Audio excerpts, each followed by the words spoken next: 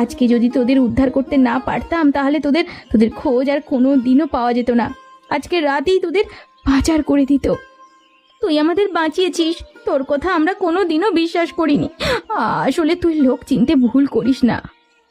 এখন আমাদের কাজ হলো আসল শয়তানকে ধরা। আসল শয়তান ধরা না পড়লে কত মেয়ের যে জীবন নষ্ট হবে তার কোনো ঠিক নেই রে। কি করলে আসল শয়তানকে ধরতে পারবো, আগে থেকে প্ল্যান করতে হবে। আমি দীনেশ দাদাকে অনুসরণ করব, কোথায় যায় কি করে সব জানতে হবে। আমরাও তোর সাথে যাব। তোরা কোথাও যাবি না, তোরা যে বাড়িতে ফিরে এসেছিস এটা কিছুতেই দীনেশ দাদাকে বুঝতে দেয়া যাবে না। দীনেশ তো আজকে রাতেই জেনে যাবে আমরা পালিয়েছি। সে জানুক তোরা যে বাড়িতে ফিরে এসেছিস এটা বুঝতে দেওয়া যাবে না। তাহলে কি আমরা ঘর থেকে বের হব না? লতা, তুই খুব সাবধানে কাজ করিস, ওরা কিন্তু খুব ভয়ঙ্কর। একবার ওদের খপ্পরে পড়লে সেখান থেকে আর বের হওয়া অনেক কঠিন, বুঝলি তো? আমি সাবধানে কাজ করব।